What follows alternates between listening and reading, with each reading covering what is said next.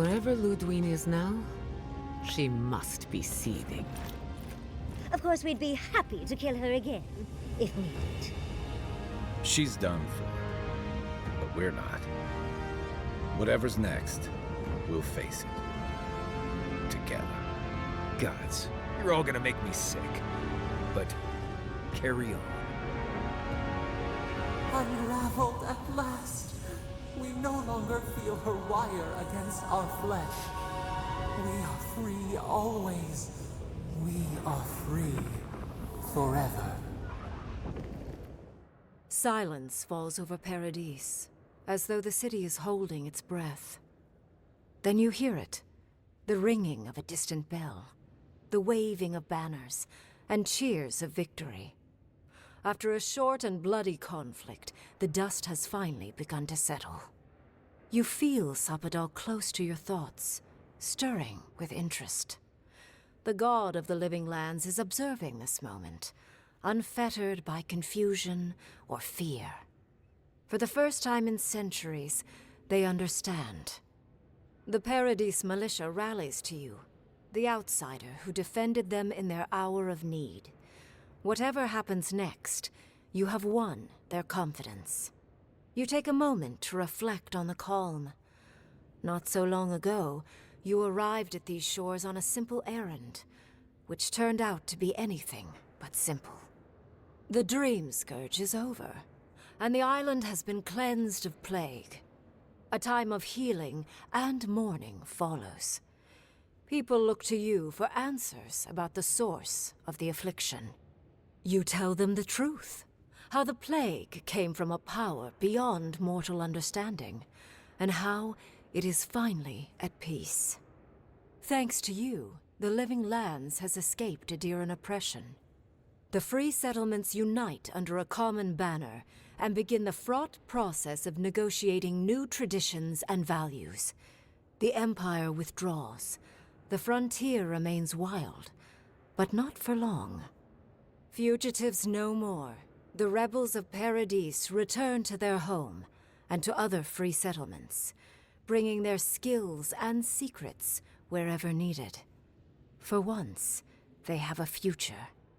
The Oracle Sargamus emerges from the Temple of Aethys, unburdened by any purpose but for the one you gave him. He makes the long voyage to the Deadfire Archipelago and travels in the footsteps of his god, giving aid and comfort to those wronged by Aethys where he can. When his energy flags, he recalls the compassion you extended him, and he returns to his work with renewed devotion. His new labors cannot fill the hole left by his god's passing from the world, but they give him succor during the long hours of the night. He dies alone in the Deerwood, beloved of no one, but remembered by all he knew. He does not forget you. The refugees of Emerald Stair find a cold welcome in the city of Paradise. Animancy is frowned upon, but their knowledge of agriculture is highly valued. The first bountiful harvest improves relations. In time, the people of Emerald Stair return to their city of Fior Messiverno. Research yields new developments in the struggle against nature. Technology is shared among the united settlements. The Empire cannot get in the way of progress. Though free, Shatterscarp is still haunted by the surviving Dream Thralls after the destruction of Naku Kubel. The routine hunt for the remaining monsters becomes part of Thirdborn's everyday life, another chore atop a hardscrabble existence with few comforts. The youthful make a game of the hunt, retrieving artifacts from the dead to return to those they left behind. With Solace Keep destroyed, the Pargrunen take their first steps into a world their ancestors once roamed at will. For some, this is the adventure of a lifetime. For others, the new freedom is terrifying, and they rush to build fledgling settlements. Kostya spends his days on the road, establishing trade routes. It is a hard life, bereft of the luxuries he once dreamed of. But there is promise. For the first time in many years, Kai feels an agreeable restlessness. Not to flee, not to drift, but to venture. He visits the distant shores Tama told him about, and savors the modern marvels, ancient wonders, and breathtaking expanses he beholds. His heart swells, not with grief, but with awe. There is so much to discover, and he will spend his years chasing all of the joy and beauty the world has to offer him. But the most unexpected boon of Kai's adventures is the romance that blossoms with the envoy. He'd thought his chance at love died with Tama. But after the envoy helped him accept that loss, he realized he'd found another chance with someone who saw him, knew him, and loved him as he was. He wouldn't let this one pass him by. With many of his anxieties and lifelong fears addressed, Marius now feels very differently than he did when he first met the envoy. Still far more comfortable in the wilds than among people, he nonetheless finds that his worries about the unknown were merely self-protection against the traumas of his childhood. Armed with this knowledge, he finds himself more capable of living in civilization, and far less fearful of his home in Galawain's tusks. With Solace gone, however, Marius never has a chance to reconcile with his people. Outside of a few travelers here and there, his connection with the Wardens is completely lost. Giada turns away from animancy, charting a new course in life. The old rules don't apply to her.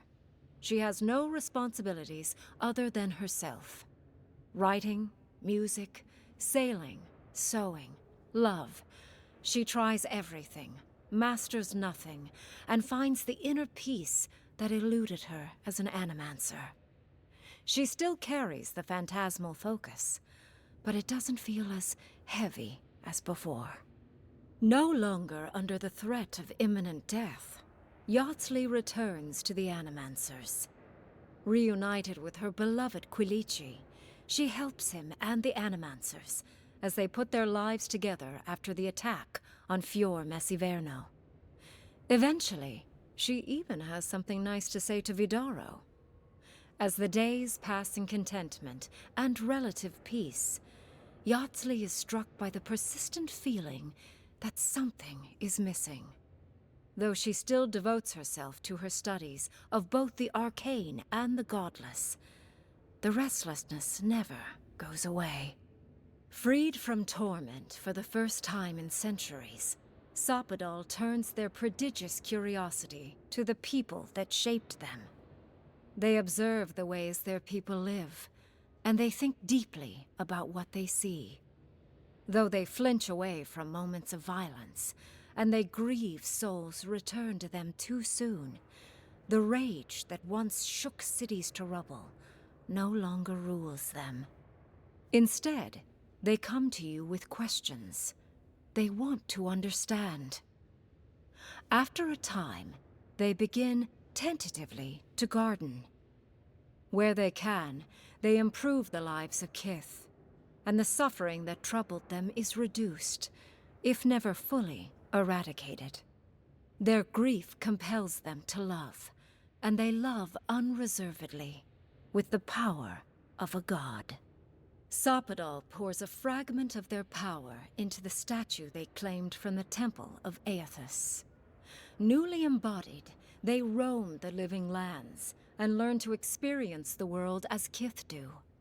Their first attempts at locomotion are clumsy, and a stand of innocent trees is violently returned to the wheel. But as their confidence grows, so does their grace. Soon, they are bounding across the plains of eastern Dawnshore, leaping the river gorge in Emerald Stair, scaling the shark's teeth of Shatterscarp, and fearlessly wading into the Tusk's acid sea. When they break, they come to you to put them back together, and in time, they learn to fix themselves. They wander far afield. You see less of them, but they are never far from your thoughts. And on the rare occasion they return, They always bring you something beautiful and strange. The sounds of celebration pull you out of reverie. Many are waiting to greet you with open arms. You take a moment to catch your breath and savor it, because everything is about to change.